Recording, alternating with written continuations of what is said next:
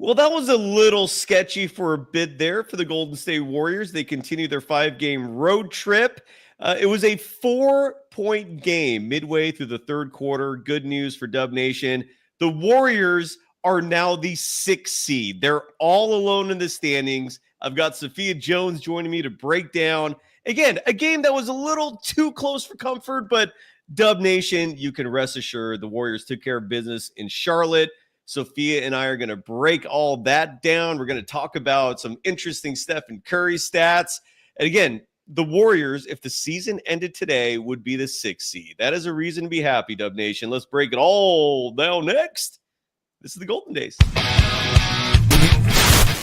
They always find something to nitpick, and that's because there's expectations for us to win. It was a pretty crazy night. Let's go. In a minute, I'ma need a sentimental man or woman to pump me up. Come on and break me off.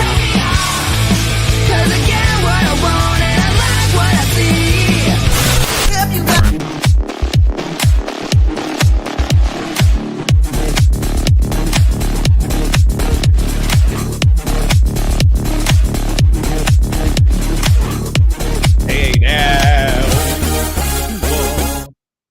Welcome to the Golden Days on a Monday night. I hope we make your life a little bit better. I know the Warriors, if you're a Warriors fan, made your life a little better, taking care of business in Charlotte. That's Stephen Curry's hometown, where the Warriors came away victorious. 119-101 was the final score in a game where it had some significance. We thought we'd be talking about the Warriors being the 6th seed Saturday night. That did not happen with a disappointing game in Philly. But it happened tonight in Charlotte. Sophia, how the hell are you doing on this a better Monday night than it was 10 minutes ago? How are you doing? I'm doing well.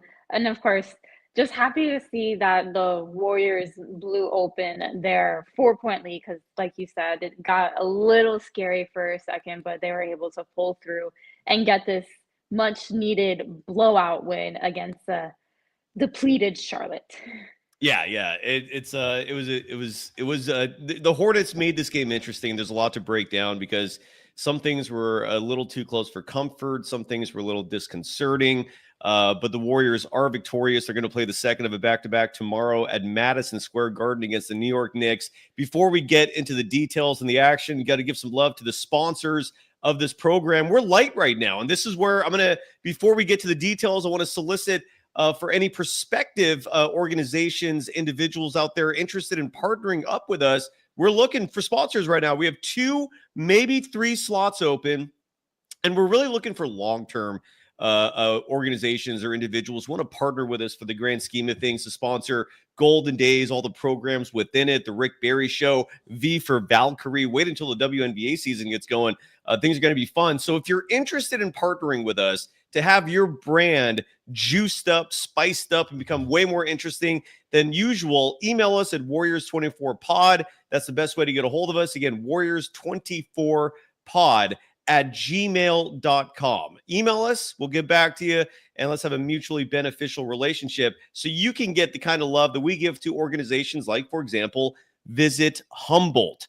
That's actually the name of the website, visithumboldt.com, which is all about individuals, families, groups, whoever you are. If you're looking for a good time and you live in Northern California, the true Northern California is Humboldt. And Sophia, I've asked you this before. You said you haven't been up there yet. Is that right? I haven't, but you always make it sound so amazing. So I'm really waiting until I have a little bit of free time to head up there. Yeah, and I would recommend going when you have some free time because there's so much to do. I can never fill my to-do list when I go up there. Whether you're an outdoor enthusiast, whether you just want some peace and quiet, you want fresh air, you want the beauty of nature immersed all around you, go visit Paradise. And it's just a few hours drive north of San Francisco. And check out the website, visithumboldt.com, for more information. Again, visithumboldt.com, so you can find out where to stay, things to do, or DM me. I used to live up there. I call Humboldt home for a very long time as a former student at Humboldt State. They now call themselves Cal Poly Humboldt. I will assist you because I try to make it up there at least once a year. It is my home away from home. Visit Humboldt.com is the website. Today's episode also brought to you by BetOnline, the world's most trusted betting platform. And I'm confident the Warriors cover the spread. I did not get a chance to look at what the line was before tonight's game. And again, it was a little hairy for a bit there, but the Warriors took care of business. And if you want to make some money betting on the Warriors, betting against them, you don't even have to bet on the NBA. There's NHL, baseball's around the corner. Go check out BetOnline. They've got an incredible website, BetOnline. The game starts here. You can follow Sophia Jones on Twitter at @SophiaJones_2. You can follow me, Cyrus Saatsaz, on Threads and Instagram at Dog Wild, over on Twitter at Surf Journalist. The program's on both the platforms at Golden Days Pod. Sophia, your reaction to the Golden State Warriors, your immediate reaction, rather, to the Warriors taking care of business tonight, 119-101 to become the 6th seed. What stuck out to you in this game? There's a lot to break down, but your initial immediate reaction. My initial thought, especially when that explosion happened at the end of the third quarter and beginning of fourth, was those were in the Steph-less minutes. And the Warriors really have to thank Buddy Hield and Brandon Pajemski for creating that onslaught, especially Buddy Hield. He shot incredible. Like, we know Buddy can shoot this game. He proved again that when he scores, I believe it's over 16 or 18 points, that the Warriors are very, very likely to win. So just So I actually sorry to interrupt you for 1 second here. I actually got the specific stat you're looking for pertaining to that, because for a while there, we could proudly boast, and I say proudly if you love the Warriors, that they're undefeated when Buddy scores something like 18 or 19 in a game. Bob Fitzgerald thankfully said this specific stat toward the end of the broadcast so that we can repeat it here. The Warriors, when Buddy Hield scores 18 or more in a game, he's done it 13 times this season, and the Warriors are 12-1 in those games. I can't remember what the one loss was, but incredible stat that reinforces what you were just saying about Buddy's impact. He started slow. He missed his first two threes in this game. It looked like it was going to be another one of those long, excruciatingly painful Buddy Hield nights, and then he flipped the switch. Sorry to interrupt you. Continue on, Sophia. No, but from a overall or otherwise lackluster Warriors field goal shooting performance, Buddy really was that bright spot, as well as Brandon Pajemski. And so for them to be kind of the light at the end of that abysmal field goal percentage shooting is very positive. And another one of my reactions was, after seeing it looked like Steph tweaked his ankle a little bit and Pajemski had to go back to the locker room because of his knee, I think they said. So it was very positive to see those two return to the court and do their thing as well. Yes, Steph, I don't think even left. But you're right. It was a sketchy moment there. He went up to contest the 3-point shot. I believe it was by Josh Green, and then he just randomly, awkwardly, inadvertently stepped on Josh Green's foot and rolled his ankle. But he thankfully, even though you saw him limping for a little bit there, trying to walk it off. If you sprain an ankle, you know exactly the pain, the nuisance that he was dealing with, trying to get that, just the things, keep his ankle loose and don't let that pain take over. And that's exactly what he did. Pajemski's looked a little more serious. Like I think he banged knees. I forgot who that other player was with. Sophia, you've experienced, if I'm not mistaken, 2 torn ACLs. Which is, every time you tell me that, I just cringe. I feel for you. I'm so sorry. Side note, Ishan in the chat saying that the one Buddy Hield loss when he scores 18 or more points playing for the Warriors was against Utah of all teams. Super random there, but Ishan, thank you for that information. But yeah, so Brandon Pajemski bangs knees. He just went straight to the locker room, which was concerning. And GP2, I think GP2 got hit in the face. Do you remember what happened specifically there? Because I remember I was like doing some research, and all of a sudden I heard Fitz go, "Oh, that looks bad." Did you see this specific play that led to GP2 being knocked out for the game? He did not come back. Yeah, I did. So it was a LaMelo Ball drive. He was going towards the block. GP tried to step up to take that charge, and then it was pretty much a head-on collision where, as LaMelo Ball was angled and driving, so he was leaning with his shoulder and then kind of the top of his head a little bit. His head collided directly with the front of Ooh. Gary Payton's face, and he was Oof. down on the floor for a couple minutes, and then you could also tell that it looked like they were using some alcohol to potentially wipe up any blood. So this could potentially be detrimental. I wouldn't be surprised if there's a nose injury or even just with the force of the collision if he's not going through some type of concussion protocol. Yeah, that was rough. And GP2, who has been a target of my criticism for a lot of this season. You haven't heard me bitching lately because he's been playing some damn good ball. He's rediscovered the corner three. That used to be a staple of his as a shooter. His three-point shot has just been absent this whole season until recently. Tonight, he was 1 of 4 shooting from deep, but that one made three was a corner three. He's been way more consistent on that front. You see his role since the trade for Jimmy Butler, where GP2 is out there pretty much for every minute that Steph is out there and Jimmy is not. Those two have a strong chemistry. And look, if Steph wants GP2 out there, who am I to disagree? And so I've basically shut up mostly since I've kind of realized that's the pattern here. And look, GP2 looks healthy. There was a play early in this game where Draymond set up a lob for him, and that was an example of GP2 not being the same guy that he was 3 years ago. I don't know if you remember that play, Sophia, but it just went over his head. And I feel like 3 years ago, GP2 would have leapt, got that thing, and slammed it home. But 32, 33-year-old Gary Payton II, a little more trepidation in terms of the athleticism and the going all out mode that we used to see way more frequently. Regardless, he has been playing way better. He was one of the only dudes who showed up in the Philly game, and let's hope he's going to be okay. Most likely will not be available tomorrow in New York, although who knows? The guy's also tough as nails, so we shall see. Interesting stat, Sophia, before we really start getting into the details of things. Tonight was the first time in over a year that 3 Golden State Warriors players had double-doubles. Now, who were those players? Draymond Green, who had 16 points, 13 rebounds, and his hands were full tonight with Mark Williams. Side note, I do want to talk to you about that, Sophia, because I don't know how the hell the Lakers got away with just changing their mind on that trade. He looks fine. I mean, that trade got rescinded. Mark Williams has played twice against the Warriors since then, logging heavy minutes, 31 minutes, 21 seconds tonight. Draymond Green had his hands full with both Mark Williams, who had 12 points, 13 rebounds himself, and Yusuf Nurkic, who did not play the first time the Warriors and the Hornets battled. And Nurkic and Dre have had their back and forth over the years. So Draymond Green, let's start there, and then I'll reveal the other 2 players who also had double-doubles. But Sophia, I thought Draymond Green, yes, he got a technical foul at one point in this game, totally unintended. I think he hit. I forgot who he hit in like the neck area, but it was a weird. Yeah, I think it was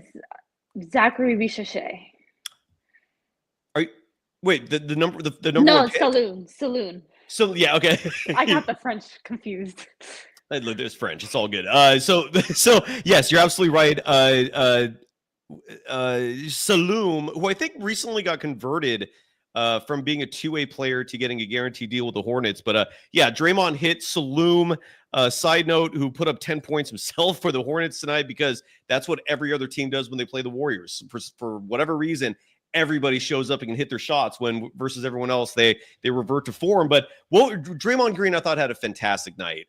He was clutch. The Warriors do not win this game without him. And his stat line real fast, again, 16 points, 13 rebounds, 6 assists, led the team in net rating. He was a plus 20 tonight. Again, a force battling down low with Charlotte's bigs. Miles Bridges, another bigger player who was having a great night for Charlotte. But Draymond was vintage Draymond. He even hit 33% of his threes, hit 2 3-pointers, 2 of 6 from beyond the arc total, added 2 steals in this game. He was magnificent in my book. Your thoughts on Draymond Green tonight in the Warriors win? Yeah, just we're seeing the all-around play of Draymond Green that we're all used to, the kind of play that contributed to multiple championships.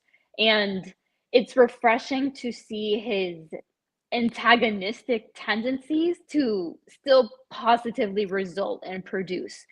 So he's not just being stubborn or a hothead in a way that is detrimental to the Warriors and results in these technicals or other teams gaining momentum, but he's actually doing it and getting in the other team's head successfully because he's backing it up with his skill. He's playing good defense down low. He's just flying around and directing in general. Offensively, he looks more comfortable handling and passing, and just that intensity and fire that has always lit underneath Draymond is definitely, how do I say, resurged. Oh yeah, and I don't know if that's the Jimmy Butler effect. I don't know if it's he seems to definitely get more reinvigorated when the team around him is better, and for better or worse. I know some people criticize that part of Draymond. The old cliche when it comes to ripping on Dre's. If Steph isn't playing, Dre isn't playing, even when he's in uniform. But you're absolutely right. I'm seeing that same reinvigoration, and tonight he was fantastic. So the second of 3 Warriors players to get a double-double tonight was Brandon Podziemski. We talked about him leaving the game for a little bit with that knee injury. I thought he hit some big three-point shots, especially late in the game. Every time the Hornets tried to make a late run, there was Podziemski. And look, he was wide open. Great news is he took advantage of all the space that his teammates like Stephen Curry, like Jimmy Butler, offer him, right? I mean, that's the perk of playing for the Warriors. You're going to get a lot of wide open shots with these megastars you're playing alongside. And Brandon Podziemski played 31 minutes, 49 seconds tonight, 4 of 11 shooting from 3. That's very good. You're going to take that all day, every day. 6 of 16 shooting overall. His 2-point shot, not great. Basically, when you take out the 3-point shooting, Brandon Podziemski was 2 of 5 from the field, which is fine. It's 40%, but usually you want that number to be closer to 50, regardless. And I'm nitpicking there. He added, the reason why he got a double-double is because in addition to the 19 points that he scored, he also added 10 rebounds himself. Draymond and Podziemski combined for 23 rebounds in this game. That is wild. And just a couple other stats real fast. Podziemski was second on the team tonight in net rating, a plus 17, 19 points, 10 rebounds, 2 assists, 2 steals. I thought this was a nice bounce back game for Brandon Podziemski because that Philly game was a bit of a dud. Your reaction to Pods having a good game tonight? Yeah, I've just noticed a change in the pace that he's been playing with, and a large part of that is those rebounds that he's grabbing. So he's not just waiting for someone else and then running around for the outlet pass. He's grabbing his own, or not his own, but he's grabbing defensive rebounds and then just pushing it himself down the floor, which is creating a lot of either transition or early offense opportunities. And when he's handling in that manner and everyone's just playing fast and free flowing, it not only helps him, but it facilitates to everyone else on the floor as well. So I think for a guard, especially, those 10 rebounds are huge, but it's the fact that he's grabbing those and then really pushing the pace as well. Good call. Great analysis there. Wholeheartedly agree with you. I want to take a step back real second because intern Megan, producer Megan, whatever we end up with the nickname, we do have an intern on this show. Might end up with 2 or 3 of them, but Megan from San Jose State, so far so fantastic, providing us with some a terrific data here that for Draymond Green, this was his 5th straight game scoring 10 or more points. So for a team that routinely needs his offense, especially with Kuminga still out, and that stat courtesy of NBC Sports Bay Area. Thank you, producer Megan, for that stat. Sophia, does that surprise you at all? Does that impress you? Is that par for the course with Draymond Green? What's your reaction to him hitting double figures and scoring for 5 straight games now? I do feel like the Warriors have needed it. What are your thoughts on that? They've 100% needed it, and I wouldn't say that it necessarily surprises me in the way that Draymond has shown that it is within his capabilities that he can score over double digits multiple games in a row. So I'm not surprised in that manner, but I am surprised in that it's happening now. And I guess that's where we see the Jimmy Butler effect coming into play as well, because with that intensity that he brings, that fire within Draymond has also seemed to have been reignited. And that's why we're seeing him having better offensive games. Totally. And we're going to touch, a couple people in the chat have brought up Kyrie Irving. I don't know if Sophia, if you saw that highlight where his knee buckled. We'll talk about that in a little bit because the Mavericks will be a topic of discussion. So stay tuned. We'll touch on Kyrie in a little bit. That injury was severe, and it does impact the Warriors directly, given they're very close in the standings in the battle for playoff positioning, which again, it won't get old saying this. The Warriors are now the 6th seed. So if the season ended today, the Warriors would not have to worry about the play-in, which is a huge goal of theirs to strive for. So, and then 3 players hit double-doubles tonight. We mentioned Draymond Green, 16 points, 13 rebounds. We mentioned Brandon Podziemski, 19 points, 10 rebounds. The third player was Mr. Homecoming, Stephen Curry. Wardell in the house. Not a huge scoring output for him tonight. Finished the game with 21 points. I think a huge part of that was just like every other team in the NBA, you see this incredible focus defensively on him. Double teams, triple teams. The agenda for every other team defensively is very simple. If you're going to beat us, Golden State, we're not going to let Stephen Curry be that guy. And which is one of many reasons why Stephen Curry exudes greatness, why he is one of the most elite basketball players this game has ever seen. Because even with all that pressure he's facing defensively, Steph still scored 21 points tonight. And the double-double came from his assist total, where he's not only putting up points, he's involving his teammates. 21 points, 10 assists in this game. He added 3 rebounds. He was 3 of 9 shooting from deep. By his standards, not great, but that's 33.3%. That's right at the Mendoza line of what you want for three-point shooting. Friendly reminder, 33% shooting from 3 equals 50% shooting from 2. So you live with that. 33% or better, and you're good, regardless of league averages. At least it's not hurting your team if a player is shooting that. So Steph, 3 of 9 shooting from deep, 6 of 14 from the field total, plus 13 in terms of net rating. He even had a block in this game. He added a steal. Only had 1 turnover. Side note, Draymond Green had 0 turnovers. You don't see that every day. Steph and Dre combining for 1 turnover total. What did you see from Wardell, Sophia, in a winning performance? Yeah, I go back to the pace that Podziemski was playing, and you're seeing that a lot with Steph as well, and just with the amount of attention that he draws. And he's not afraid to pass it. I think there was even a moment towards the end of the 4th quarter where he was being double teamed on the sideline, and he just pulled it out for a retreat dribble and then took all the time in the world and then threw it directly into Looney in the paint for an easy layup. And it's just a lot of moments like those because he draws so much attention. And it's all these other players as well that have been stepping up and making themselves a target as well. It's not just Steph, it's about other teammates making themselves a target and a threat that really kind of contributes to the success that we're seeing right now from Golden State. Totally. And it's beautiful basketball to watch. We saw a few technical fouls tonight, at least 2. I know Draymond Green got called for a flagrant 1. He also got assessed the technical. I can't remember if those were on the same play or not. I think they were. There was another play where you saw Steve Kerr get teed up because he got sick and tired of not only ticky-tack fouls being called on Stephen Curry. There was a play where I don't think it was the same play where he rolled his ankle, but there was one play where he barely nicked whoever he was defending. I don't know if it was Josh Green again. It might have barely touched his hand. They challenged the call. The Warriors lose the challenge, but you totally understand where Steph is coming from because every time Steph shoots his 3, he's feeling contact every single time. So the hypocrisy, the double standards of officials, blowing the whistle on these nitpicks where he's grazing someone's hand, and then on the other side of the ball, Stephen Curry is just getting hammered. There is contact almost every possession. It's absurd.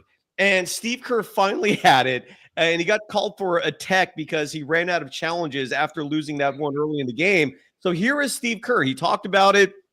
I don't know who this is courtesy of. It's a Twitter account from someone named Ashwin. I don't know where they got this from, but thank you for publishing it on Twitter so we could use it. Here is Steve Kerr. And the main reason why I say thank you is because it looks like the quality is actually good here. So that's good for the audience and the show. Here is Steve Kerr talking about the technical foul the officiating, and the Warriors. Maybe, I don't know actually if he's going to get into the Warriors talking about them being the 6th seed, but regardless, here is Steve Kerr. You get a technical for just, you're just upset about a non-travel. I mean, I don't understand why we're not teaching our officials to call travel in this league. They do a great job. They work their tails off. They communicate well. But I see 5-6 travels a game that aren't called. We had 4 ourselves in Philadelphia. None of them were called. It's a problem when there's like 100 fans in the stands and every coach on the sidelines. When I'm watching film, and it's like everybody's doing that. So everyone's seeing it.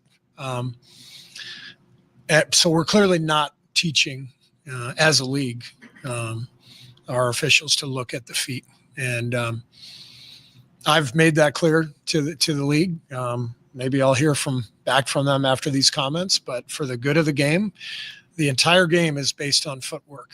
And for the good of the game, we need to enforce traveling violations, and we're not doing it. And I don't understand why.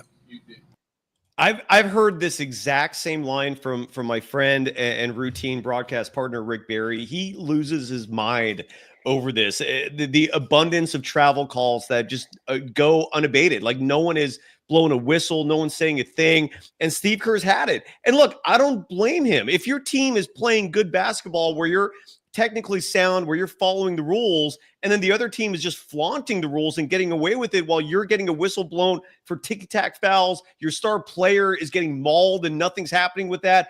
It's absurd. I totally get Steve Kerr's frustration. I kind of wish he voiced it up more on a more consistent basis than what we hear tonight, but I love hearing it. I agree, Sophia, your reaction is Steve Kerr getting pissed off about travel calls and officiating of his team in general. Yeah, I've always been a fan of when a coach gets a technical because they're fighting for their players and the right thing. Of course, it has to be in a timely fashion as well. You don't want them to get called for a technical late game when it's a close matchup. But in that situation where Steve Kerr got a technical, it really helps to vocalize the importance.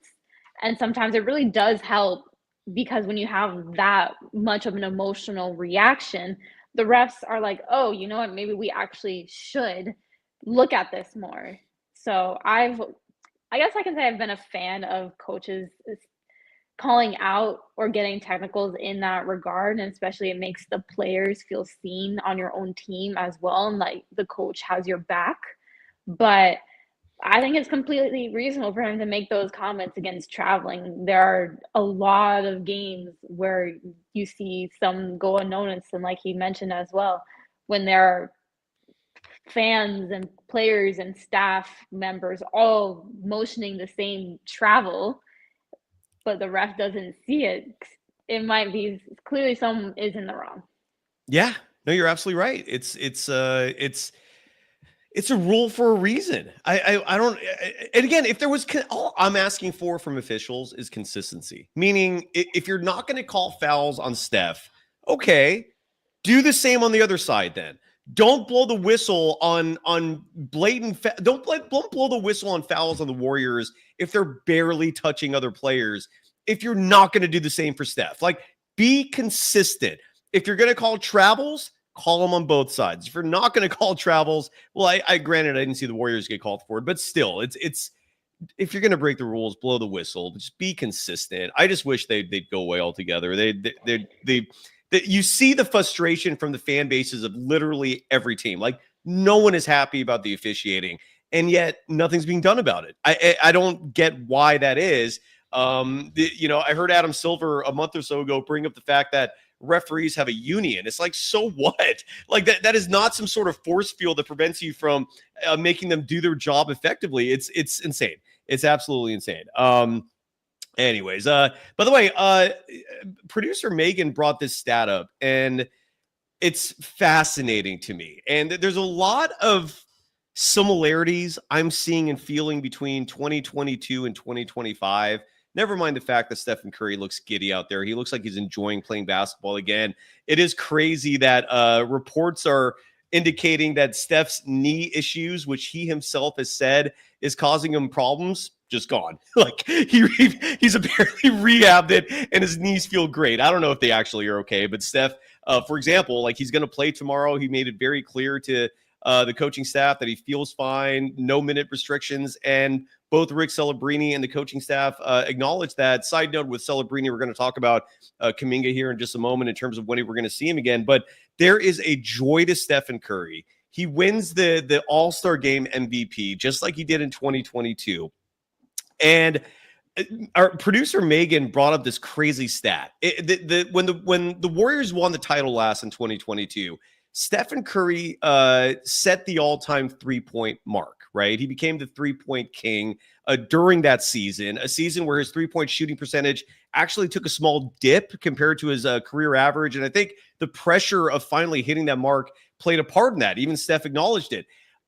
Producer Megan left us this note that Stephen Curry needs to make just 23 more three-pointers. In other words, Stephen Curry is 23 threes away from 4,000 three-pointers. I don't even have in front of me the list of who the all-time leaders are. I'm going to look that up in just a second to provide some perspective. But my Lord, that is insane. 4,000 threes in his career. Stephen Curry is just 23 away from that. What is that as mind-blowing to you, Sophia? Like that Steph has hit that many threes? Like that's wild to me. That is absolutely batshit crazy of a stat to me. And I love it. What is your reaction to it? Yeah, I guess I just think of when he broke the NBA record for most threes in a season with what I believe is 402 in a single season. And with that being the record, and then seeing how many seasons, not at that level, but a little bit below, he's strung together consistently, is really a marvel to witness the greatest shooter that ever lived. A marvel. Great. It is. And the list right here, this is courtesy of Basketball Reference. So Stephen Curry, okay, so the second highest three-point shooter, and I don't think what I'm looking at reflects today's stats, but who cares? James Harden is second on the all-time list in terms of three-pointers made with 3,104. So Stephen Curry is approaching 4,000. 23 three-pointers made away. The next highest three-point shooter is James Harden, who's nearly 900 below him. Ray Allen is third on that list. Ray Allen never even hit 3,000 threes. So the significance of 3,000 is huge in the sense that when Stephen Curry approached that, he was also breaking the record right around that time. There's no record. He's only setting it himself moving forward. And it's just also crazy to me that in a 3-year span, he's hit almost 1,000 more three-pointers. He's just incredible. I can't get enough of him. But yeah, and just when you think of like who's below him, between James Harden and Ray Allen, tremendous three-point shooters. But you see the disparity and how large that gap is between those two players. Really just highlights how insane of a three-point shooter Steph Curry is. It's insane. It truly is mind-blowing. And of course, Julian Bashir saying that if you play NBA 2K, 4,000 career threes is nothing. You're right. Julian, if you don't mind responding and indulging, I'm going to play along with you for a second here. What is impressive in terms of career three-pointers made in NBA 2K? Give me the number that impresses you, because clearly 4,000 means nothing in the video game world. In reality, it is a damn wild stat to present. There were a few things in this game that stuck out to me that I wanted to bring up. We talked about Buddy Hield already and the fact that he started this game 0 of 2 shooting from deep, finished the game tonight's game with 22 points. He was 5 of 9 shooting from deep, 8 of 14 shooting from the field overall. Buddy Hield added 5 rebounds in this game, also had 2 assists.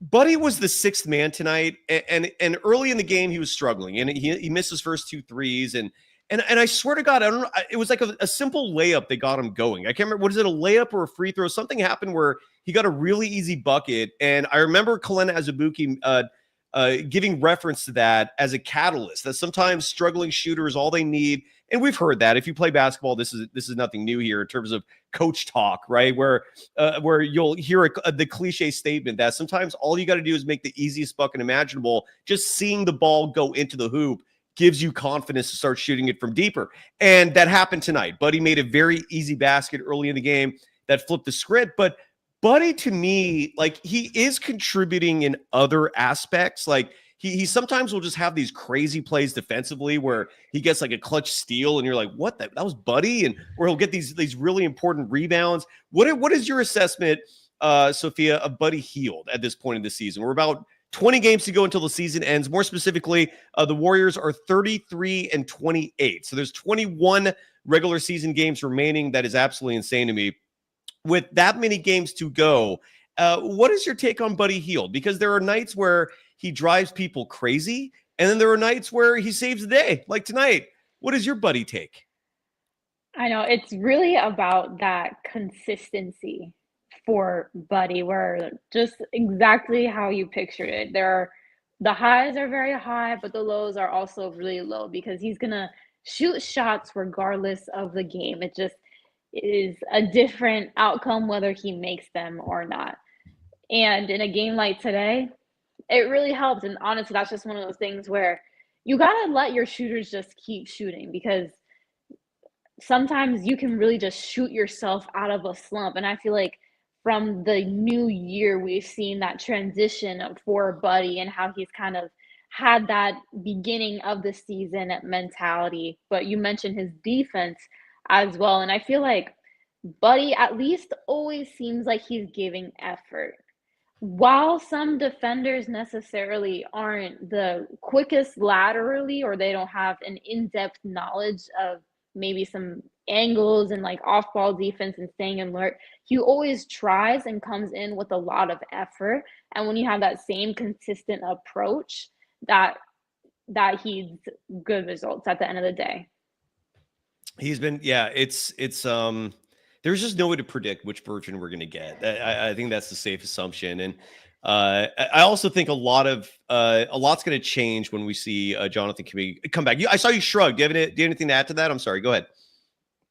No, nothing to add. Just like you said, if only there was a formula that Steve Kerr could concoct that would lead to a consistent Buddy Hield performance on any given night. But it's a lot of time we just don't know which one is going to show up. I mean, we know that he's always going to show up and look to score and shoot. That's a given. It's just the matter of making shots for him, honestly. Robert Last dropped $4.99 to ask, did Steve Kerr get any technical fouls during the only Olympics he coached? Off memory, I don't know, but I'm looking up right now. I'm trying to look it up, and I'm seeing a couple reports that say that Steve Kerr did get a technical foul in the championship game, but in the gold medal game, I'm sorry, but I don't remember that. I don't know. I don't have an answer. I don't even know why you care, but thank you for the $4.99. But I don't know. I just feel like I since you contributed money, I'm trying to get the answer for you. I don't know. I don't remember off the top of my head. Do you remember, Sophia? I don't. Yeah, I don't remember. I'm still very glacially making my way through the Court of Gold on Netflix. What's your reaction to that? I haven't even started yet, and I'm hearing great. Your dad told me that it's a great show as well. What's your reaction? I only watched one episode. It's really good. I don't know why I'm like not going back to it, but it is really good. So I recommend if anyone has not watched it yet, to definitely give it a shot. You've seen one episode so far, right? Yeah. And like, so I've seen some clips, like you see, for example, there's a clip of the Serbian team losing their mind trying to defend Kevin Durant. I don't know if that was in the first episode. Any takeaways from episode 1? Episode 1. Yeah, honestly, the line that just sticks out to me the most, which is very pertinent to what we're discussing, is I believe it was Evan Fournier. He was talking about us, Team France. We've been working and playing with each other for years. We developed that chemistry. They just show up and play for 3 weeks. So we have that advantage over them. And it's Evan Fournier saying that for Team France. And then it cuts to Kevin Durant. And he says, I believe, I don't know if this is verbatim, but he says along the lines of, well, is that team chemistry going to help when you have to guard Steph Curry? I remember that too. Exactly. That was a very infamous line from KD, whose sons are mired in mediocrity. And we could at the end of the show talk about where he might get traded, because Shams Charania reported that the Suns and KD are going to work together to find a trade partner for him this offseason. Knowing Matt Ishbia and the ambition that he has, I don't think they're going to care that much about the team that he goes to, so much as the haul that they're going to get back. They gave up a lot to get Kevin Durant in the first place, and they're going to want a lot back. And so that's what I don't think the Warriors are going to be in the discussion. I could be wrong, but I have a few teams in mind that I'm looking at that I think will be the likely suitor for Durant. We'll talk about that in just a moment. Now, Jonathan Kuminga is still out. Tonight represented his 27th game in a row that he's missed. And I want to highlight this tweet that maybe will relax some people who are concerned about the amount of time he's missed. It is a lot. I mean, the 27 games is a decent amount. Former guest of the program, a famed sports medicine specialist, the MD himself, Dr. Nirav Pandya, tweeted this out. And this was very informative. And I'll just read it from beginning to end, and then I'll get your reaction, Sophia. Quote, multiple Warriors fans have asked, how can an ankle sprain take several weeks to heal? Jonathan Kuminga being an example. It's important to understand a sprain equals some degree of ligament tearing. In fact, severe sprains can involve complete tearing of a ligament or even multiple ligaments. As a result, soft tissue healing can take at least 6 to 8 weeks. If there is associated bruising of the cartilage or bone, it can take even longer. Then you have to account for conditioning, stability, etc. So it can be a prolonged process in general. You also had Anthony Slater tweeting out after the Sixers game that he witnessed as a Tier 1 media member, Jonathan Kuminga treating his ankle, acting like it's sore. So the point of all this is, and Sophia, you've dealt with a lot of serious injuries playing sports yourself. This is not abnormal. This is not unusual. It's frustrating because, again, it's going to be 2 months now. We're approaching. I think January 4th represents the 2-month anniversary of the last time we saw Kuminga. I think there's a lot of anticipation pertaining to what this team's going to look like when he comes back. Count me in as part of that group. But with all that said, this isn't abnormal. Again, this is not something that's out of the norm. And I can't remember what the source of the following information was. Actually, I do remember now. It was also Shams Charania. Let's play this clip because Shams Charania talked about when Jonathan Kuminga might come back. So let's hear from Shams himself. Who's doing phenomenal reporting. Let me share my screen. I'm sorry to get that right. Here we go. So here's Shams. This was on ESPN. This was during one of their sports centers in the middle of the day. That's when this report came from. I forgot who actually tracked it down online. But here is Shams giving an update on Jonathan Kuminga and when we can expect him to come back and play for the Warriors. I think Kuminga is really close on a return. He's in the final stages of a rehab of his significant ankle sprain suffered in January, and his return will not be tonight. It's unlikely to be Monday in Charlotte. They have 3 more games on this road trip before they return home. I'm told the Warriors are considering waiting until next weekend when they're back at home for his return. His integration, though, will be a big challenge. The next big challenge for the Warriors, seeing what role he had. Before his injury, he averaged 21 points per game in his last 10 or 15 games. in his last 10 or 15. Nice try there, Shams. Anyways, there's another report I think that indicated the expectation is the first Warriors home game. Maybe Shams said that as well in that report there, but that's the anticipation for his return. So basically, don't expect him back tomorrow when the Warriors play the Knicks at Madison Square Garden. Don't expect him back Thursday. That's a road game at Brooklyn. So Saturday, the Warriors host a red-hot Detroit Pistons team. And then the following Monday, the Warriors host the Portland Trailblazers. So likelihood is one of those two games. It could also be a week from Thursday when they host the Sacramento Kings. My guess is one of those games is when he comes back, but I get the frustration. And that's all we can really give you in terms of Kuminga. Your reaction, Sophia?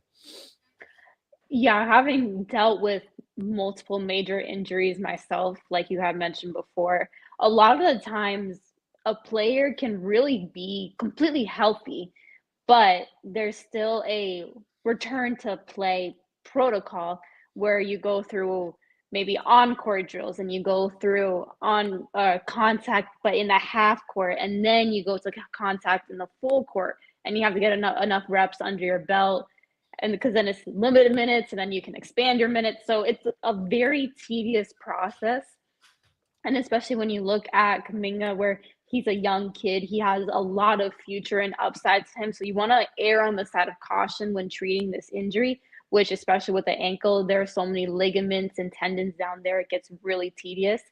But along with that, and with the fact that the Warriors are rolling right now, so they're not desperate to have him back. And because they're not desperate, they don't necessarily need to throw him into the fire right now, which is why I think we're seeing a kind of prolonged return to play process. Yeah, it's just it's one of those injuries, clearly nagging, severe, but I just can't wait to see him back. Mostly because I'm fascinated to see what the chemistry is going to be with him and Jimmy Butler and the influence that Butler is going to have. Now, Jimmy himself tonight statistically didn't blow anyone away. He had 13 points. The perfect 6 for 6 shooting from the free throw line probably sticks out the most in terms of his stat line. He was 3 of 7 shooting from the field. He did hit a 3-pointer, just the second in his career as a member of the Golden State Warriors, was 1 of 3 shooting from 3. But this stat, Sophia, let me share my screen here so you can see what I'm talking about, blows me away the most. This is the Warriors NBA ranks this season when it comes to free throws. The first 51 games of the season, the Golden State Warriors were 27th out of 30 teams in terms of free throw attempts per game. They were 30th, dead last in the NBA in terms of free throws made per game, which then correlates with the final stat, which is free throw percentage. The Warriors were also dead last in the NBA. Now, what have they done in the last 9 games, which correlates directly with the Jimmy Butler experience? The Warriors in the last 9 games are tied for 8th in free throw attempts. They're 4th in the NBA in free throws made. And in the last 9 games, the Golden State Warriors went from 30th to 1st in terms of free throw percentage. I have emphasized repeatedly on this show how important getting to the line is. It's a huge reason why Jonathan Kuminga, to me, carries so much value, because before the trade for Jimmy Butler, he was the only player on this team who consistently got to the line. How do you consistently get to the free throw line? You attack, you use your athleticism to make life difficult for the defense, and you force them to make mistakes physically, right, with contact. And Jimmy Butler is a master at this. Clearly, you're seeing the impact there. Free throws also force the action to stop, so other teams can't get transition buckets on you, which is routinely one of the Warriors' biggest weaknesses, is transition defense. I believe they were last year in the NBA in that category. It helps. Free throws are just, there's the positives of free throws is immeasurable. There's so many different positives that benefit your team. What is your reaction to seeing this wild improvement from the Warriors since they added Jimmy Butler?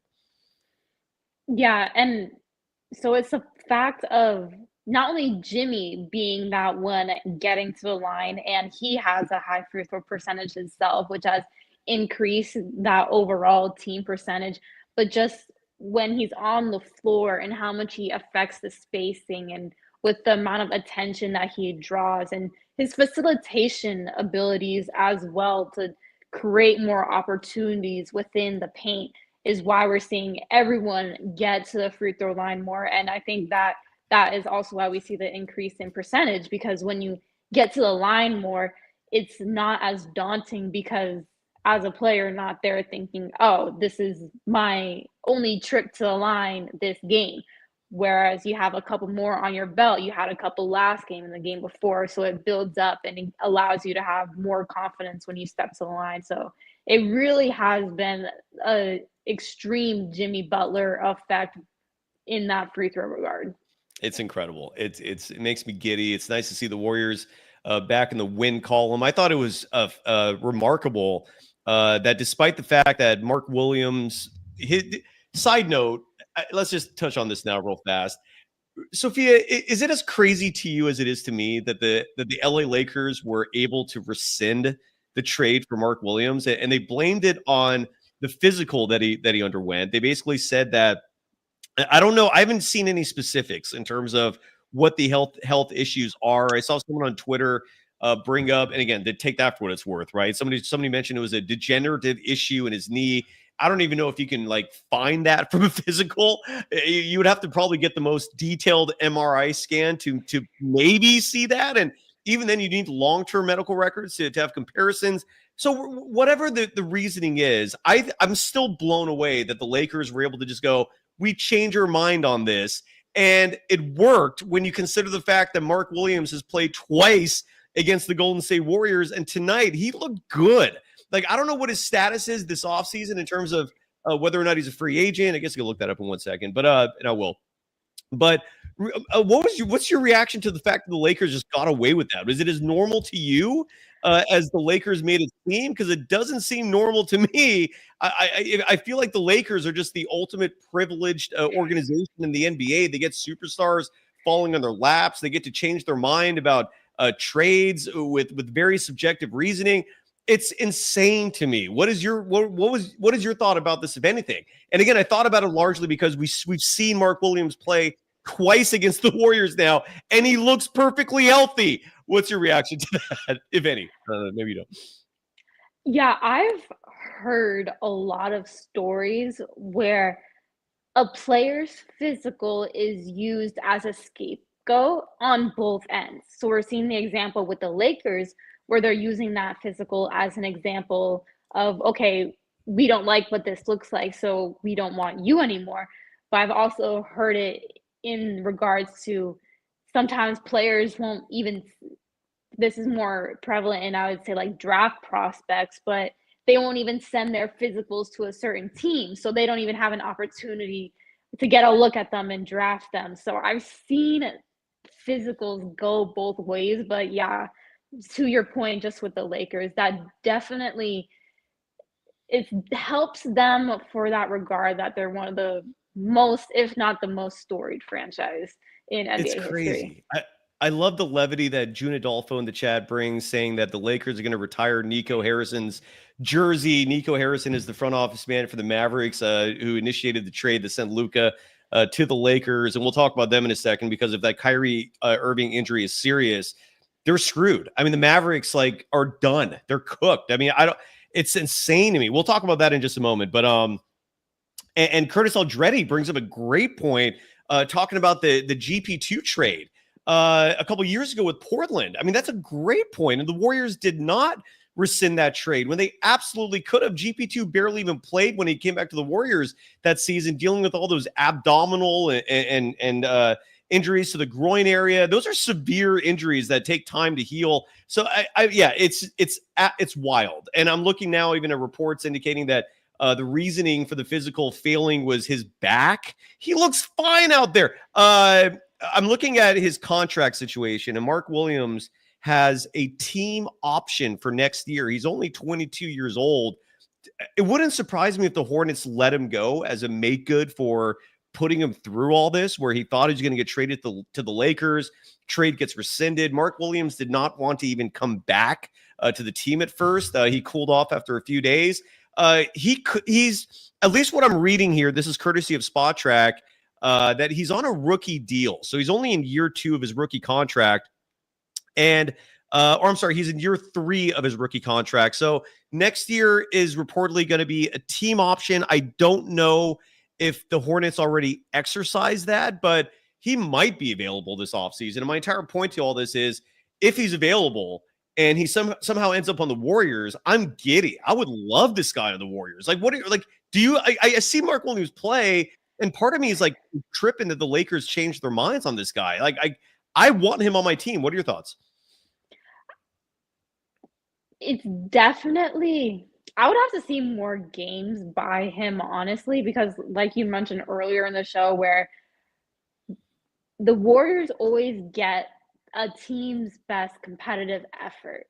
And so this could have potentially been an anomaly from Mark Williams, but I mean, from the eye test in this one game, he did look good. He looked strong. He did. He looks really good, and he's long.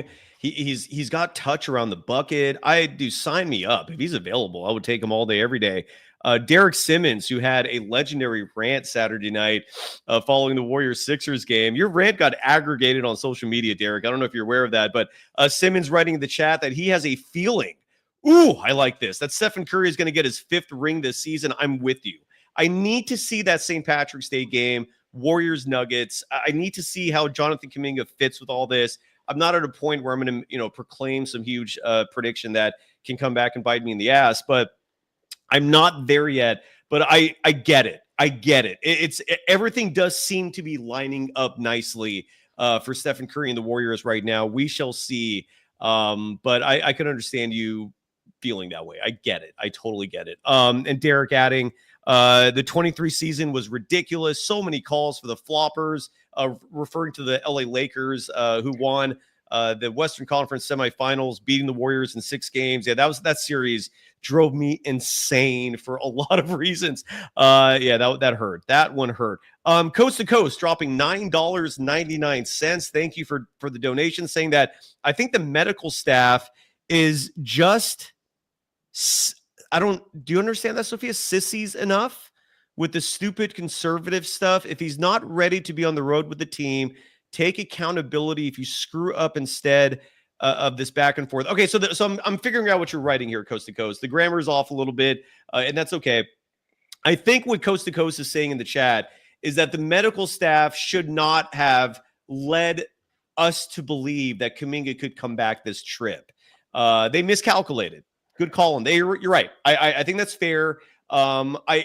Maybe your frustration is going a little too far, but I could feel your frustration as well. Sophia, what are your thoughts on Coast to Coast being unhappy with the Warriors misleading the fan base into thinking that Kuminga was going to come back during this road trip? Yeah, I mean, like I said before, because ankles are so tedious, they definitely are most likely being more conservative in treating Jonathan Kuminga's injury. And I think, like you mentioned, if it was Anthony Slater that reported he was treating his ankle like it was a little sore. So it could have easily been something where he was ready to come back and play, but just had a little bit of a setback. That happens all the times in injury recovery in general. So I mean, yes, it's conservative, and I don't know if mislead us on his return is necessarily the word, but at the end of the day, it's up to the athlete as well. And if you're an athlete and you feel like your body isn't ready, then there's no sense to be forced to go out and play. Yeah, every indication is that that this is a Rick Celebrini call. He's the head of medicine for the Golden State Warriors. And look, if he doesn't feel like Kuminga's ready, I'm going to listen to him. He's the expert. What I don't want is Kuminga rushed out there and then he gets hurt again. Like he pulls a hamstring, for example. He favors, like, you don't want athletes favoring a leg, hypothetically speaking. And if Kuminga's at a point where his ankle doesn't feel ready and suddenly he's putting extra weight on the other leg, or, you could injure that. That's how a lot of injuries happen. So look, the Warriors are winning right now. Jimmy Butler has prevented the urgency of this becoming a necessity. I get it. I get the frustration. But at the same time, look, would you rather rush it and blow the whole season, or would you rather wait just a few more games and then get them right and ready? I thought, Sophia, this game was fascinating to me because the Hornets, and I brought up Mark Williams largely because of his size. The Hornets also had Miles Bridges doing some damage, Yusuf Nurkic doing some damage. They have some size, yet the stat that surprises me in this game is that the Warriors won the rebounding battle. I just picture in my head of countless offensive boards for the Hornets, and they did get their fair share. They got 8 offensive rebounds in this game, but then I'm looking at the Warriors stats. They got 12 offensive rebounds. The Warriors got 54 rebounds total to 47 for Charlotte. How does that make sense to you, Sophia, that the Warriors win these rebounding battles? They led the NBA last year in rebounding, despite the small ball stuff. We know effort goes a long way in this, but what's your read on the fact that the Warriors routinely win these rebounding battles despite being the smaller team? Yeah, it's those, like you mentioned, just the effort. But also for this game, the Warriors, they shot 42% from the field goal, and the Hornets shot 39.5%. So it also is a contributing factor that there were just more missed shots by the Hornets, that you see that rebound discrepancy, because when you have a larger sample size, there's more opportunity to go out and grab those boards. I'm with you. Joshua David Labrador, and he's not the first person in the chat to write this. I saw someone else express similar consternation as well pertaining to the LA Lakers, saying that he's afraid that the Warriors facing the Lakers the way that LA is playing. You bring up Jared Vanderbilt. I saw a stat which maybe is feeding this online, which showed Jared Vanderbilt's career head-to-head matchups against Steph, and that he's reportedly an effective defender. None of that matters. None of that's going to matter. I don't know if my opinion will make you feel better at all, but I think the Warriors will beat the Lakers. Like the Warriors, again, the Mark Williams trade would have made me more fearful of LA, because having that type of center on that team with Luka and LeBron, that would have freaked me out a little bit. I'm actually relieved that trade fell through and the Lakers, backed out. As good as the Lakers have looked, and we're going to talk about the standings in just a minute here, to me, the Nuggets are what puts fear in my eyes when it comes to the Warriors and them going all the way. LA could be a daunting threat, but Jimmy Buckets in the postseason, we haven't even seen Kuminga come back yet. To me, from what I see on paper, the Warriors match up well with LA. I don't know how they match up with Denver. What are your thoughts on the Lakers? Do they put fear in your eyes, Sophia, if you're the Warriors? No. And I say that because what was so intimidating about them pre-trade was Anthony Davis. The Warriors always struggled against him at that center power forward position, just eating up everything inside the paint. And that's what was the hardest thing for the Warriors to overcome in the series before. And they haven't played this new team with Luka, and Luka still doesn't really bring that defensive intensity either. So now that these new look teams have played each other, and like you mentioned before, we haven't seen playoff Jimmy yet. And I grew up in Miami, so I've been a fan of the Miami Heat for a while as well. And witnessing playoff Jimmy, I can just assure the entire Warriors fan base is a completely different experience than what we're seeing now, because Jimmy will just go out there and do anything to get done. I don't feel, I'm not proud of admitting this, but I'm lapping up the Miami Heat's tears, and they taste so sweet.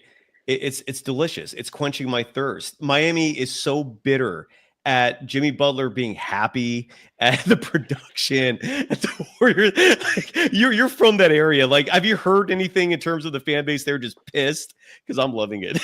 You know what? It's a big distance. I haven't heard too much currently. I need to talk to my sister more. Probably she's still live and breathe Miami Heat. But yeah, for the people out here out west, I don't think they really experienced what playoff Jimmy is yet until they're.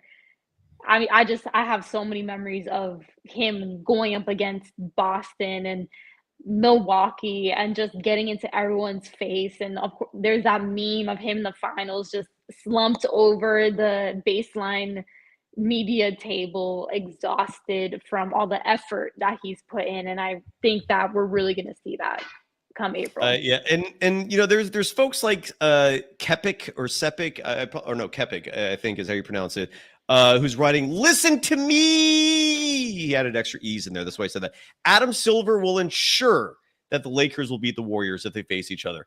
My only pushback to that is because part of me does understand the frustration with the bias of the NBA and the Nike relationship. I get all of that. With that said, LeBron hasn't gotten a championship since 2020. When the Warriors and Cavaliers did play each other in the NBA Finals, the Warriors won 3 of those 4 matchups. I get the cynicism of the NBA and the favoritism they exhibit toward LeBron. At the same time, they're not handing LeBron championships either. So I get it. I'm just not. I just think it's very cynical, and I'm not at that level of fear when it comes to LeBron and the Lakers. Sophia, your thoughts? Yeah, I guess my immediate reaction to that statement is I know before anything, I don't know if Adam Silver and honestly just everyone in like the United States and NBA loving world wants to see an Oklahoma City Thunder and Cleveland Cavaliers final. Those are 2 small market teams. I don't know. Yes, they're both the leaders in their conference, their respective conferences right now. But I would be surprised if that actually ended up being the finals. Yeah, I'm with you. Chardol in the chat, great to see a friend, wrote that the Warriors will play the Lakers on April 3rd. That will be must-see TV, no doubt about that. Looking forward to it. Any final thoughts on this game tonight? Again, the Warriors won 119-101 to move themselves solo by themselves into the 6th seed in the West. Anything else you want to touch on that we haven't?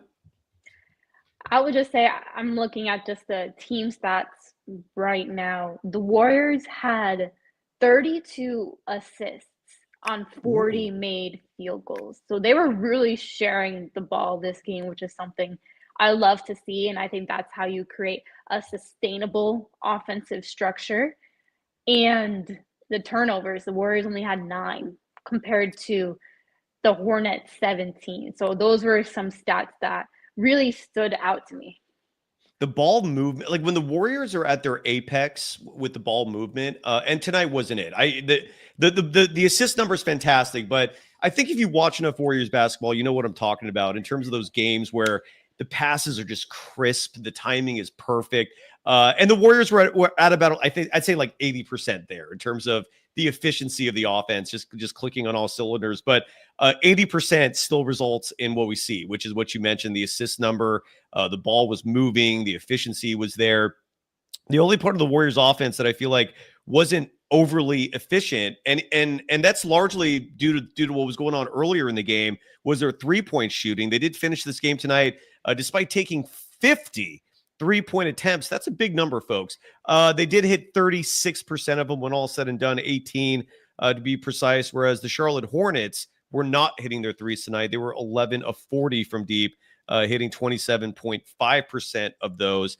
And last but not least, in terms of stats, the Warriors lost the points in the paint battle 44-36, and that's attributed largely, again, to Charlotte just having all this size and resulting in easy buckets. Miles Bridges had 35 points tonight. We mentioned Mark Williams with the 13 rebounds, also had 12 points. LaMelo Ball was getting into the paint at times, scoring points, but a good win by the Warriors. A needed win by the Warriors, especially when you consider the standings. So kudos to them. Bravo to Golden State. Are you ready to cover the standings and see what else happened in the association? And then that's where we'll get to the topic of conversation being Kyrie Irving. And again, I will not tolerate anyone wishing for injuries. Like I'm not going to celebrate anyone ever getting hurt on this show, regardless of sports rivalries and all that. So I'm not going to sit here and celebrate an injury. I hope Kyrie Irving is okay. His knee did buckle in that loss tonight by the Dallas Mavericks. Did they lose actually that game? They did, yeah. Yeah. They just Okay. Oh, concluded. Sacramento. Yeah. So, Yeah. all right, let's get the tunes going, and I guess we can start with that. Sophia, do you have any information? Like, is Kyrie? Do they have a long-term prognosis? I read it was a sprain, but that looked bad. Like the knee went backwards, if that makes sense. Like where the kneecap kind of bent in. And it was just a fluky type of thing, and again, the early prognosis that I read was a knee sprain for Kyrie Irving. Do you know more about it, and anything you want to add to what you have seen or heard about Kyrie Irving? Yeah, when I was watching the broadcast, I heard the same thing where he has a sprained knee. I didn't see the injury because I have a really queasy stomach, so I hate looking at that stuff. Sorry for describing it like that. Sorry for the triggering verbiage there. Sorry. No, but when you describe it sounds just like the hyperextension, and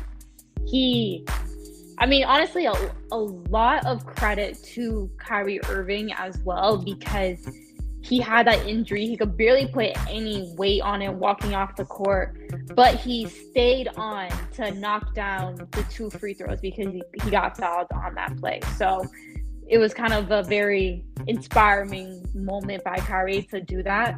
But yeah, I don't have any official prognosis, but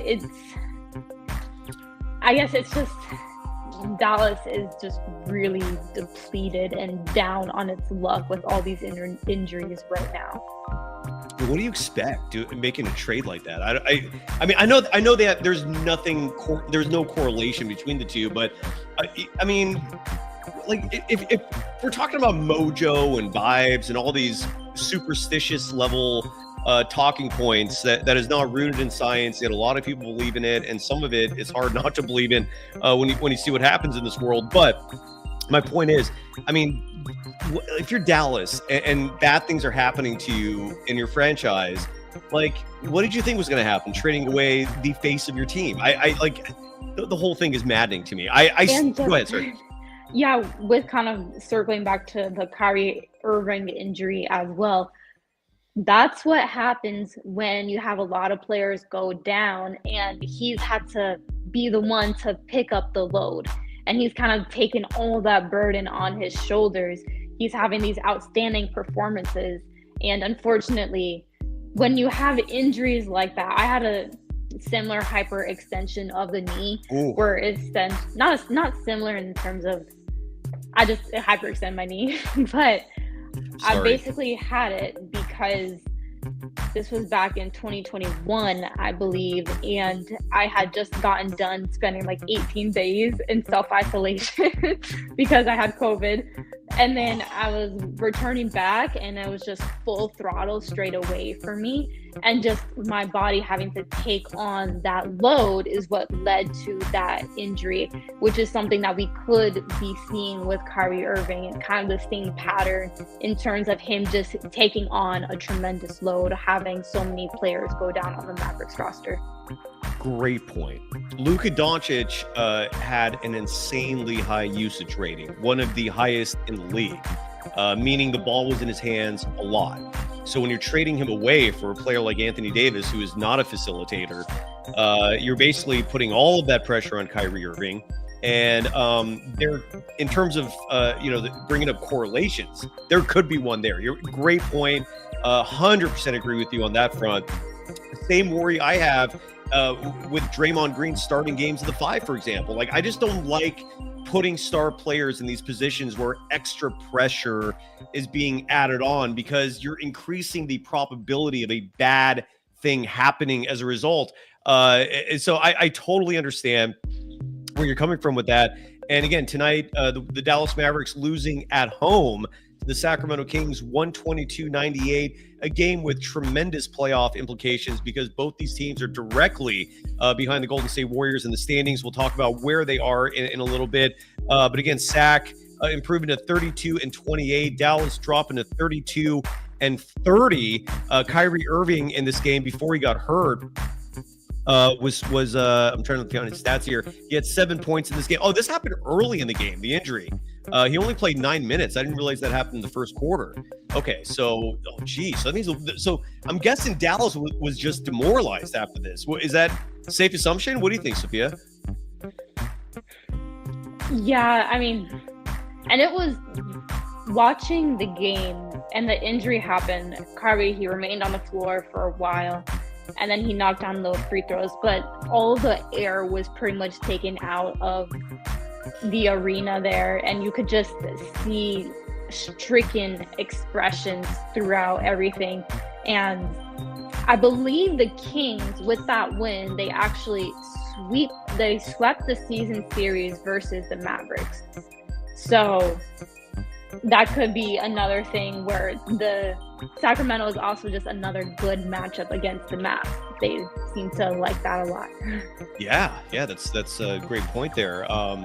And OMG _it's _Manny dropping $1.99 at the beginning of the show. We're finally getting to it now. Thank you for your patience. Bringing up Kyrie Irving. Another piece of Dallas Mavericks news before we move on from that game. Actually, two pieces. First and foremost, Klay Thompson in this game, 25 minutes, 3 points, a -30 in net rating. That one's especially for those of you that miss Klay Thompson. Hopefully that'll take the sting off a little bit. Klay's having a mixed type of season this year. I think Julian Bashir in the chat brought up that he's averaging a little over 14 points a game this season. So, yeah, that's what's happening with Klay. The other news item, and I'd love to get your reaction to this, Sophia. The Dallas Mavericks trade Luka Doncic away, and they raise their season ticket prices. Your thoughts? Yay. What are they doing? What is that? Yeah, that one's kind of crazy. Unfortunately, it goes. I don't like to feed into conspiracies too much, but more and more dots are connecting in the whole thing that the new owners of the Mavericks are just concerned about money, which, I mean, like, that's so surprising because we don't believe in capitalism here in America, but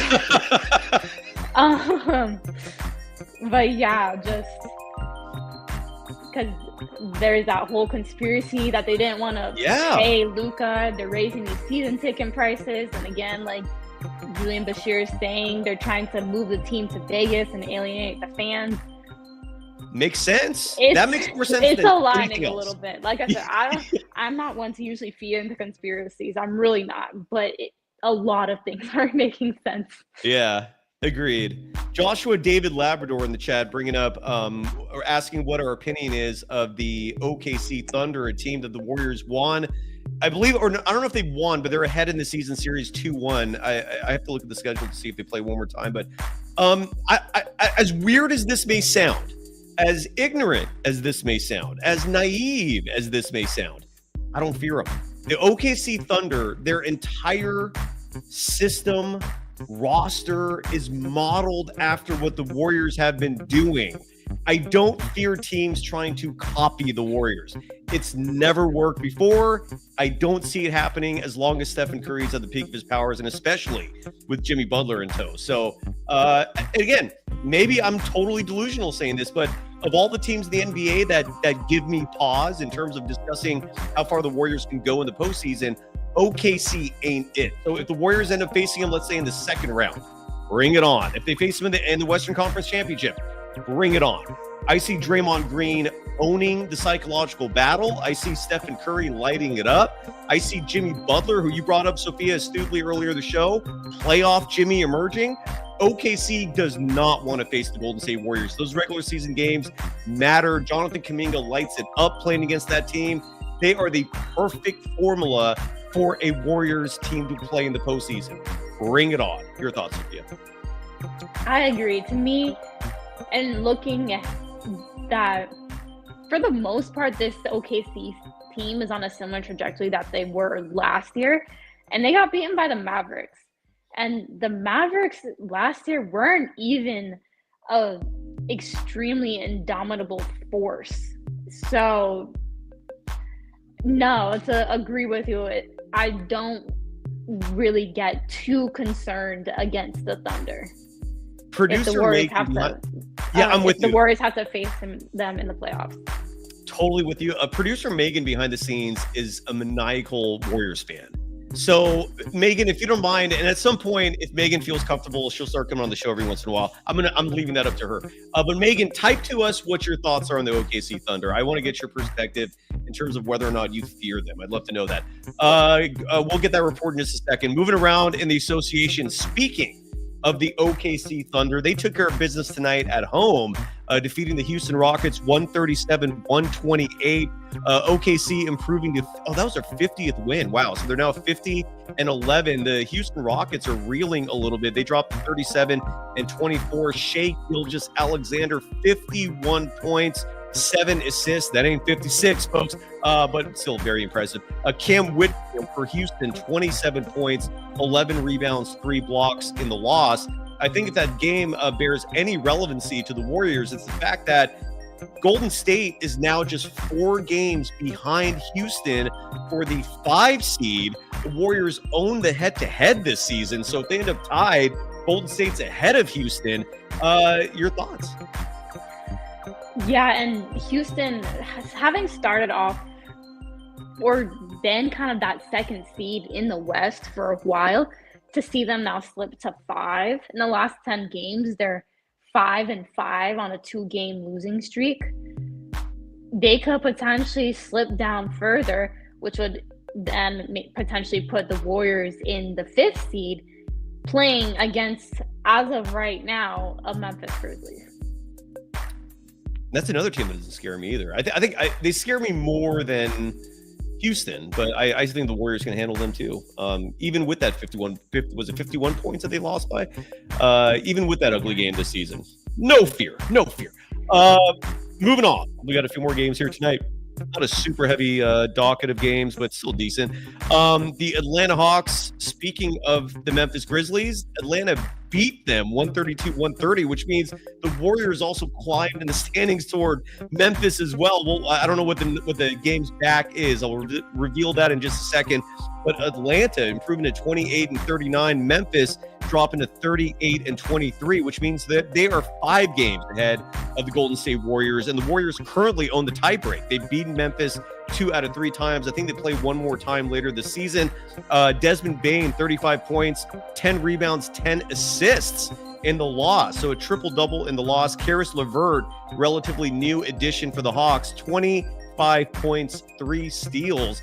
A somewhat surprising box score, Sophia. Yeah, I'm trying to look. Trae Young, he had 12 points, but 15 assists as Leads well. the league, I believe, in that category. Yeah. So that's a little bit of a surprising game. It looks like there was no Ja Morant for the Grizzlies, which it could have been, or most likely was a contributor as well. But it seems like a close game, and Memphis lost at home as well. Certain teams, as bizarre as it may seem, do better without certain players. And this leads to my question for you in regards to the Grizzlies. Is Memphis to you better without Ja Morant? Because in 2022, for example, when the Warriors played Memphis in the Western Conference semis, I think Memphis was 20-2 that season. 20-2. 20 wins, 2 losses that year without Ja. And they've proven time and time and again they can win without him. Again, it may sound ludicrous to some people, but to you, are they actually better without him, or is that insane? That, and I know the exact. I knew you were going to bring that up too, because there is that statistic where the Grizzlies do have they have a very strong record without Ja Morant. And while that is the case, I still personally wouldn't want to go up against a Grizzlies with Ja. Even though they have a better record without, I still wouldn't want to. I would prefer to take the without Ja as opposed to the with. Great point. No, I follow exactly what you're saying. I'm the same way. If the Warriors and the Grizzlies were to face each other in the playoffs, I would much prefer Memphis without Ja than with. I'm 1000% with you on that. And that leads to, let's bring it up now because it's an interesting topic. So Kevin Durant reportedly is going to get traded this offseason. And I know a lot of Warriors fans are clamoring, like they just, and I don't know why. Maybe it's just they reminisce a lot about those 3 years he was here and the success that they experienced with him. But I'm happier with the Jimmy Butler trade for a lot of reasons. But this offseason, who knows? Kevin Durant's going to get traded. The teams I'm looking at in terms of who he could get traded to, because I don't think Phoenix is going to trade Kevin Durant to a team that cannot give back a massive haul. Like, we're talking picks and we're talking players. And the teams that have the resources to give back a lot of assets and be in contention, because I don't think Phoenix is going to do KD wrong here. They will send him to a contending team, but it's not going to be just the team that KD wants. They're going to want something back as well. So the teams that fit that description, and I'd love to know your reaction to this. These are the teams that I think KD could get traded to next year. OKC, which would be a homecoming, right? And if OKC loses, hypothetically, let's say in the second round of the playoffs of the season, that would be a disappointment for them. I could see them taking a risk and maybe trying to end up having a happy ending with their draft pick, Kevin Durant.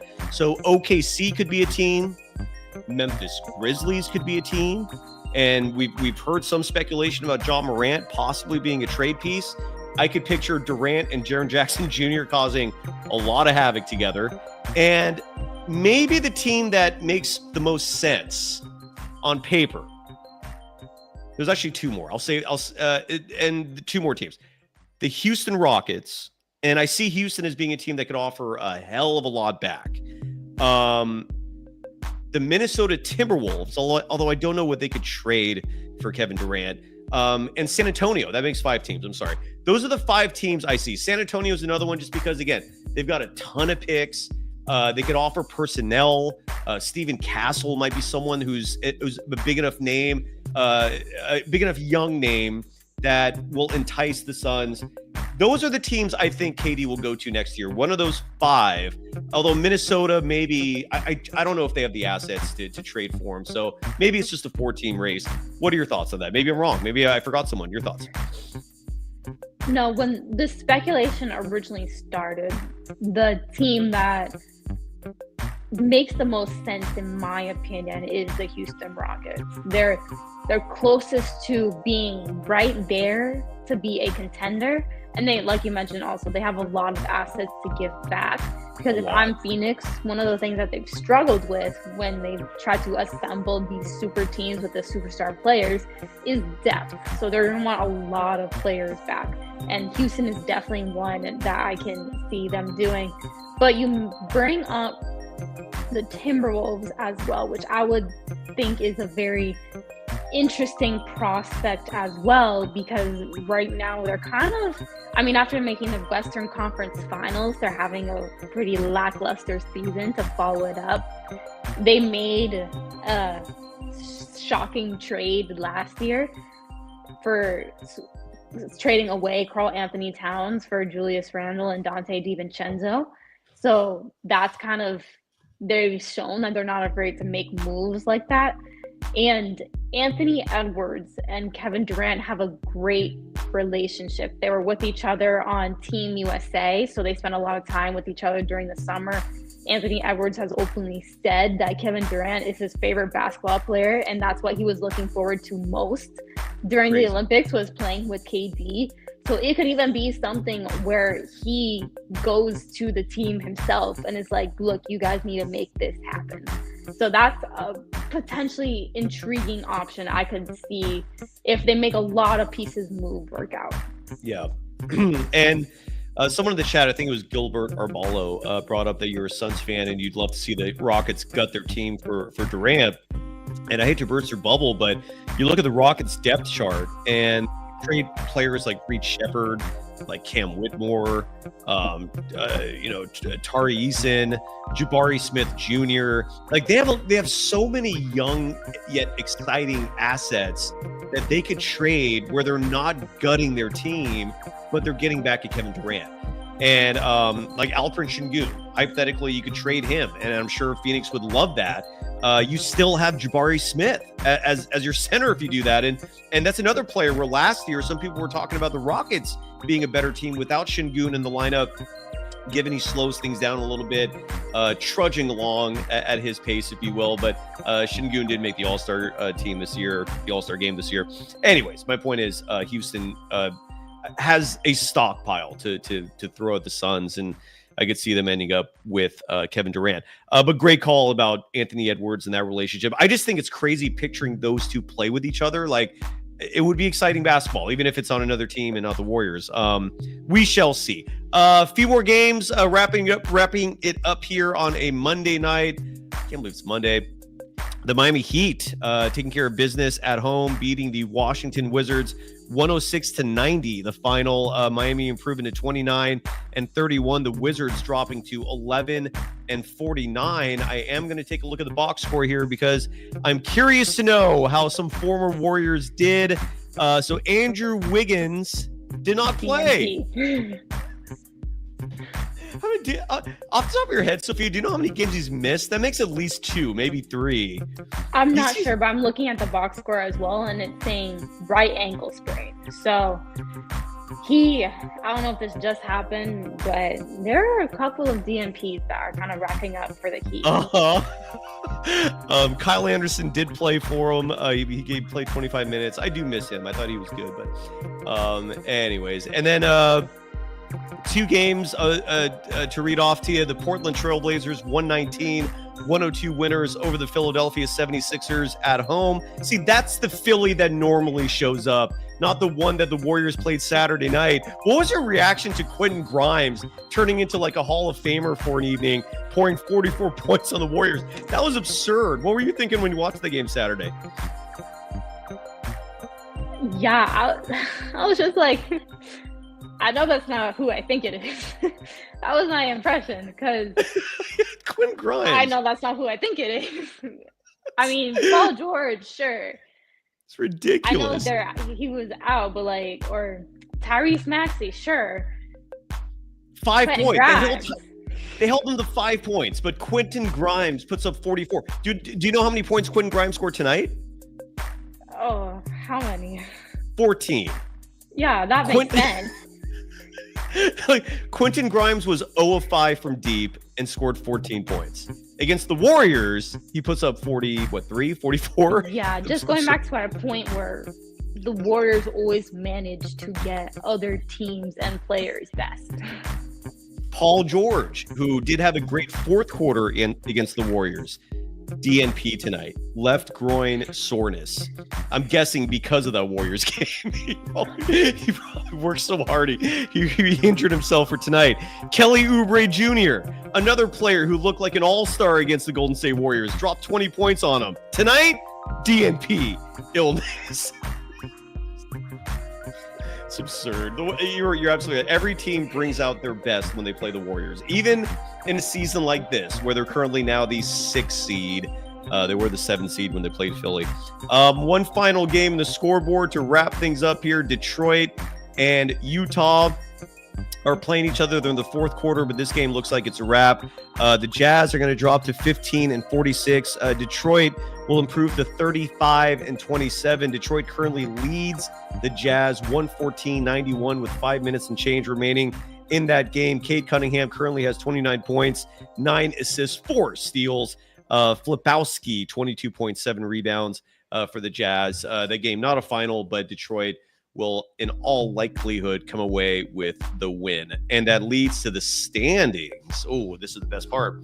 I want to get the screen ready, so when I show it to the audience, it looks clean, and it shows the Golden State Warriors all alone in the 6th seed. That looks right. The Warriors should not be below this line ever again. There's just something very off about that. So the Warriors have a half game lead over 3 teams right now. LA Clippers, who are currently the 7th seed. The Warriors are 33-28 after tonight's win over Charlotte. LA is 32-28. They've lost 2 straight to their fellow LA rivals, the Lakers. The Sacramento Kings are 32-28. Sacramento, side note, owns the tiebreaker over Golden State. So if you're a Warriors fan, you don't want them being that close. The Warriors own the tiebreak over Minnesota. The Minnesota Timberwolves are also just a half game behind the Golden State Warriors. So the Warriors own the tiebreak over Minnesota. They don't own the tiebreak against Sacramento and the Clippers. Speaking of the Clippers, I have a question for you, Sophia. And this pertains directly to a topic we were just covering a moment ago. That's players, superstar players, and whether or not their teams are better with them actually showing up. The Clippers, there's some chatter that they were actually better before Kawhi Leonard came back into the lineup. That might be crazy talk. But the fact that the Clippers have dropped to 7th does maybe give some credence to that argument. Is that crazy talk to you, Sophia, that the Clippers are actually worse when Kawhi Leonard's playing heavy minutes? Yeah, that's another one of those where there is still kind of a growing pains period when you're putting a really gravitational player back in a lineup. And that could potentially be what we're seeing with the Clippers just because Kawhi is so in and out. But again, I would rather face a Kawhi-less Clippers than one with them. That is perfectly put. And that's what it comes down to, right? Like, do you want to see these guys in a 7-game series? I don't want to see Ja Morant. I don't want to see Kawhi Leonard, even if they're playing better regular season ball without him. I think you nailed it. That's the best way to kind of approach it. Great call, Sophia. I am lucky that you're part of the show. I want to highlight one quick comment here. John Brown in the chat writing that when Jonathan Kuminga comes back, and again, could be matter of days, the latest reports indicating when the Warriors are back home, he should be good to go, but we don't know for certain. But when he comes back, John Brown in the chat writes that teams will have to protect the paint more, and that's going to free up the others. It's space being created in a different perspective, whereas instead of its space being created in the paint from outside shooting, you have the perimeter being opened up by paint collapsers. Your thoughts, Sophia? Yeah, that's essentially kind of what we're seeing with Jimmy Butler a lot now too. And it will be really exciting just to see him and Kuminga play off of each other because there are players that stretch out to the perimeter. Kuminga maybe is a little bit more of a 3-point threat than Jimmy is at this stage, but they still have the speed and you have to honor the shot. So you have to be up and guarding them. You can't just sag. But because they do have that perimeter threat and presence, that just drags their defenders out, creating more room for their athleticism to take over and drive to the paint.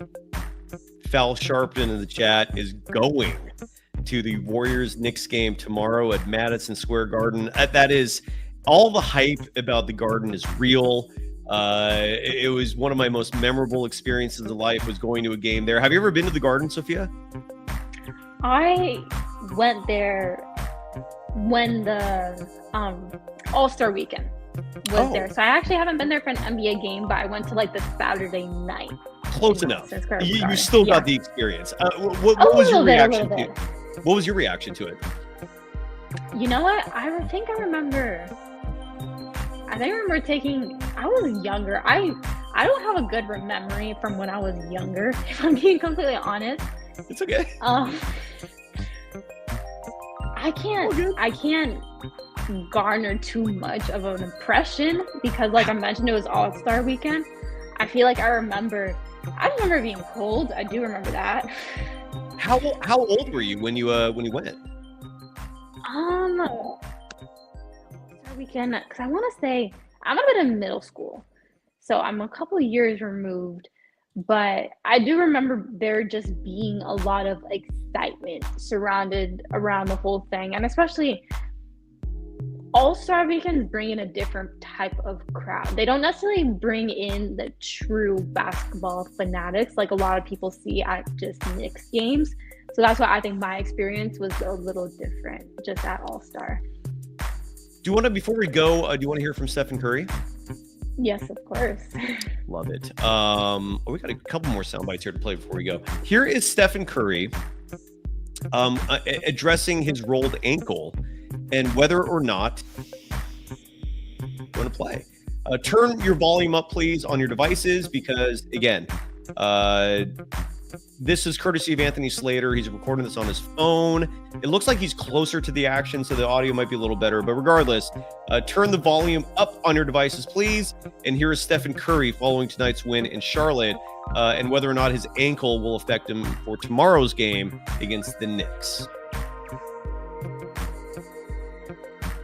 Sorry, I should turn the music off. There it is. I'm screwing this up. Hold on 1 second. I'm sorry.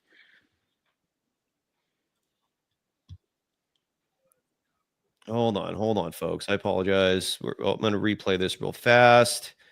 Okay, I hope everyone can see this now. Here is Stephen Curry, one more time, talking about his ankle and whether or not it's going to affect him tomorrow in New York. How is it feeling? It's a minor tweak. It feels all right now. It's cold from the ice stuff. Yeah, that's all right. Any doubt you'll play tomorrow? See how I feel in the morning. I did roll it, but I finished the game, so hopefully I'll wake up with a little bit more recovery than it is right now. Talk about that. I don't even know what that. Do you think you're going to play tomorrow? I think I'm going to play, but if my ankle says I shouldn't play, then I won't play. There you go. That's better. That's direct. Thank you. Talk about it. Oh, well, that was revealing. So Stephen Curry there saying, I don't know if you heard that, Sophia, but he basically said that he's going to wait and see how the ankle feels when he wakes up tomorrow. That's usually how these go. And if it's loose, we're probably going to see him. But if he wakes up and that thing is swollen and stiff, probably not. He's going to get some treatment tonight. I wouldn't doubt that for a second. I don't know what the treatment entails. If it's just a shitload of ice, some magic elixir that Rick Celebrini has, who knows? You've been in the training room a lot for a D1 program. What do you think is going to go into Steph's treatment so that he's ready tomorrow? I would definitely say there is a machine called the Game Ready, where it's a sleeve. Essentially, it's a sleeve attached to a box that you fill with a bunch of ice and water. And so it pumps that cold ice water into the sleeve and then it compresses. So I would imagine some of that, maybe some of like a TENS unit, so getting some electrical pulses and just blood flow. You hear people talking about just doing ABCs. So that's where you just, with your foot, trace out the letters of the alphabet for a full set and cycle. Stuff like that, maybe in a little soft tissue massage. I don't know how active you are on Twitter, but there's an account that is pretty popular. It's called NBA Centel, with the R taken out, right? Instead of NBA Central, it's NBA Centel. The account got suspended for about 24 hours, and then it got reactivated. Which and I've heard is actually that. A conspiracy around that they just did it to get more clout. So wait. What you've heard is that they did it to themselves? Or who did the suspending, I guess, is what I'm curious about. No, that's what. So again, like I said, I think I heard that there's a conspiracy that they basically suspended themselves to create more stir around their account. And I mean, like, there are literally NBA teams and players tweeting about like RIP Centel. And then when they had the rebirth, it was like, oh my gosh, they're back. So I heard that there could potentially be a conspiracy that Centel does.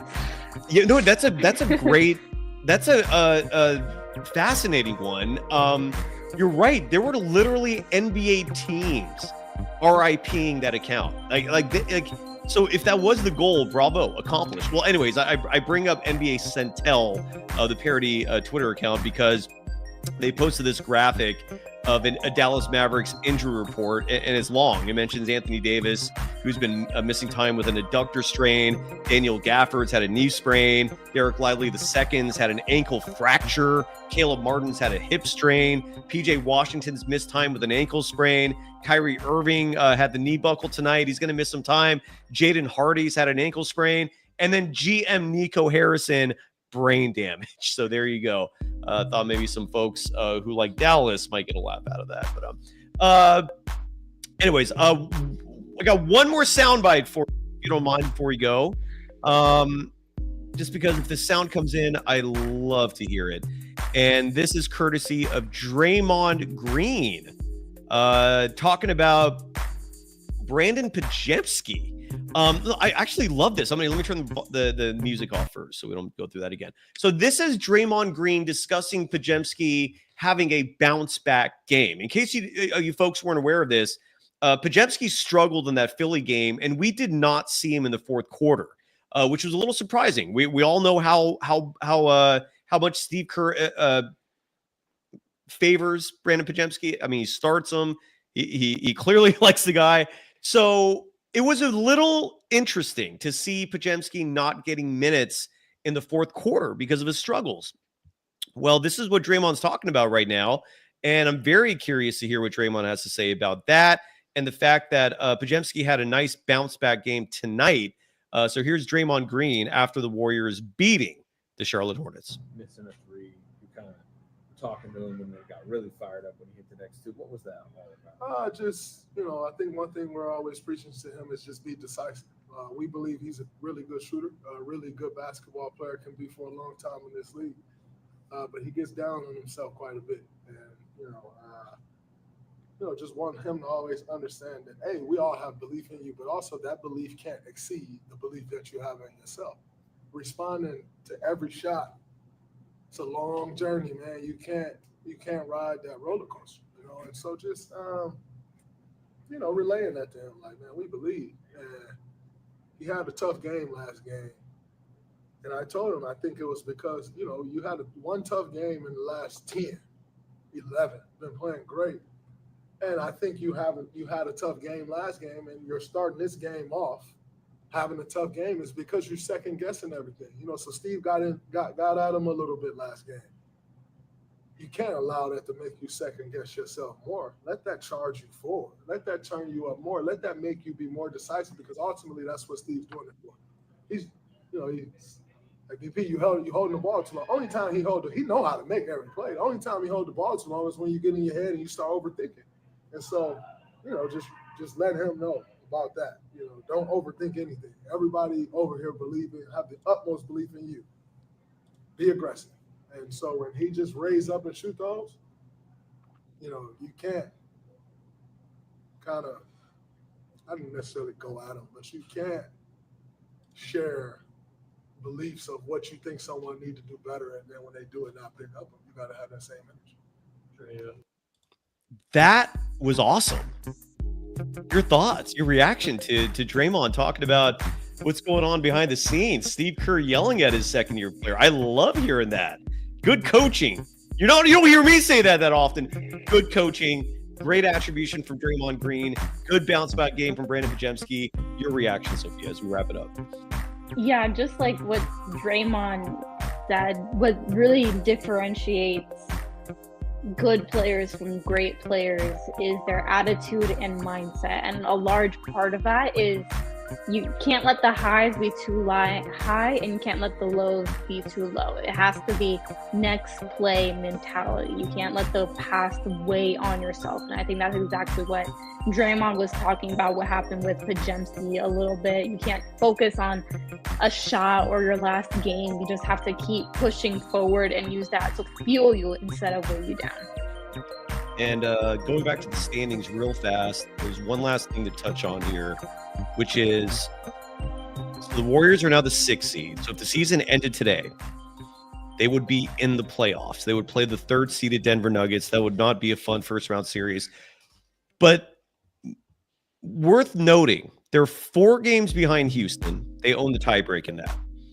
They're 5 games behind Memphis. Currently own the tiebreak on that. I think to play one more time. later this season. If the Warriors win, they win the season series. If Memphis wins, it's tied. And then I think the next tiebreaker is a conference record. Don't quote me on that. Denver and the Lakers currently 6 games ahead of the Warriors. 21 games remaining. Your final thoughts, Sophia, on tonight's win and the fact of the Warriors, they're in it. Yeah, it's positive to see that while the game was looking a little dicey for a moment when it was only 4 points in the third quarter and they let the Hornets come back, at the end ballooned the lead and finished with the blowout. So not falling into old patterns with their unfortunate tradition of blowing leads, and that's also important because they got to rest some of their players for the game against New York as well, which is going to be a big one. Totally. And we're right back at this tomorrow. Another post-game show. I saw someone in the chat was I think rightfully so, complaining about back-to-backs. They are rough on players. I'm not a fan of them myself. I'm particularly not a fan of the fact that the Warriors lead the NBA in back-to-backs. They have more back-to-backs on their schedule than any other team. Explain to me how that's fair. That makes no damn sense. One last picture I'm going to share before we go.